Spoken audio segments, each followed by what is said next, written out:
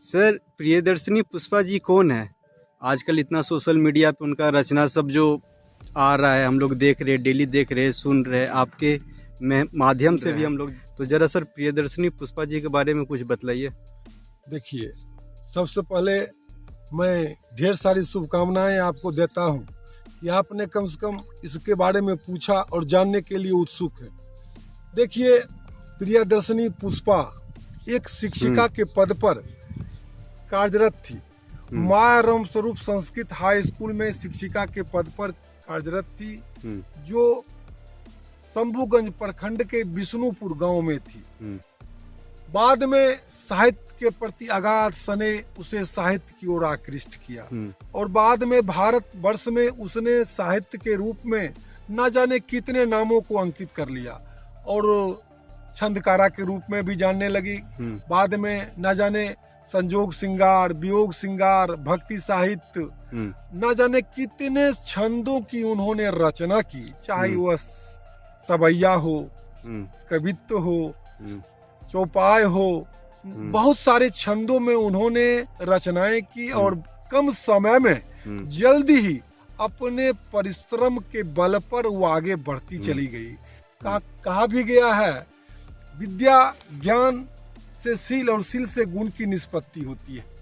जिस तरह से हम देखते हैं, चंद्रमा की कलाएं उत्पन्न भी होती है और छिन्न भी होती है, परंतु चंद्रमा अपने पथ पर बना रहता है। उसी तरह उसने निर्भीकता से साहित्य के प्रति अगाध स्नेह, एक प्रतिमूर्ति के तरह, प्रतिबिंब की तरह उसने साहित्य को लिया और अक्सर कुछ जानने समझने के लिए हमेशा उतावली रहती थी और साहित्य के प्रति इतना प्रेम, न जाने कितने संस्थाओं से वह जुड़ी भी रही, जो बाद में कुछ साहित्य संस्थानों के माध्यम से उसे कुछ न कुछ अवार्ड हमेशा मिलता रहा है।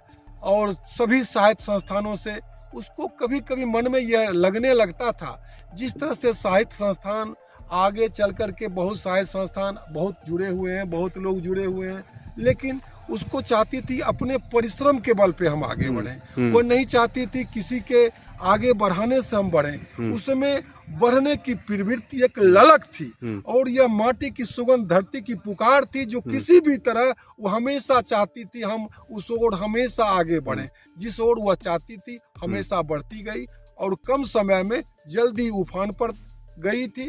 और हम उम्मीद करते हैं, हम यही मेरा संदेश है, जो जितने भी युवाओं हैं उससे प्रेरणा लें, उनकी रचनाओं को सुने और सुन करके अपने जीवन में कुछ करने की प्रेरणा डालें। क्योंकि एक हमेशा एक चीज कहा गया है कहावत में, जो जिस तरह से आसमान में झड़ते हैं सितारे, तुम्हें चाहने वाले उतने हैं जितने गगन में तारे।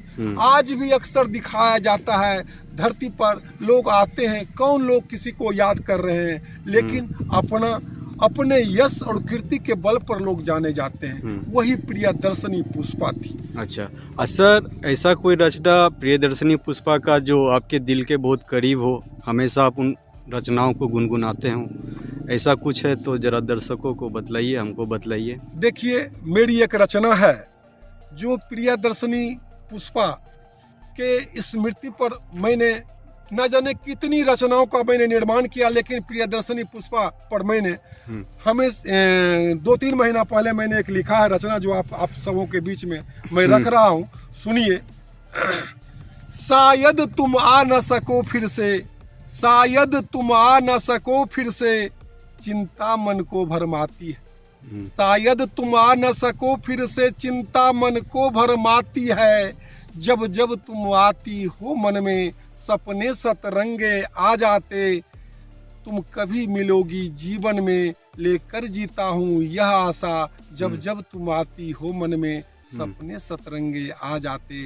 धन्यवाद मित्रवार। सर, ये तो रचना बहुत अच्छा था। हम लोग हमेशा सुनते हैं डिजिटल मीडिया के थ्रू, फेसबुक, व्हाट्सएप और यूट्यूब पे जो आप डालते हैं रचना, जो मैडम का रचना आता है, हम लोग हमेशा सुनते हैं और उनसे प्रेरणा लेते हैं। तो हम दर्शकों के लिए कुछ संदेश है मैडम की ओर से? हम यही आप लोगों को संदेश देना चाहते हैं कि प्रियदर्शनी पुष्पा की रचनाओं को अगर मनुष्य अगर अच्छे से गंभीरता से अगर सुनेंगे तो कभी भी लक्ष्य उनके लिए जो लक्ष्य दुर्गम होता है वह कभी भी दुर्गम नहीं होगा, आसान बनता चला जाएगा। जिस तरह से दुर्गम पहाड़ भी होगा तो वह चीर करके निकाल देगा रास्ता, वही प्रियदर्शनी पुष्पा है। वह रास्ता अपने आप बनाती थी, सुगम रास्ता की ओर ले जाती थी। और हमको आशा है जो आप लोग उसकी हर एक रचना को सुनेंगे और सुनकर अपना सने ही नहीं बल्कि दिल से लगाते हुए और प्रेरणा के स्रोत के रूप में अपने दिल में हमेशा उसकी एक एक रचना को सुनेंगे और सुन करके अपनी उस मुकाम तक मंजिल को प्राप्त करेंगे जिस मुकाम को आप प्राप्त करना चाहते हैं। धन्यवाद। Thank you sir. Thank you sir.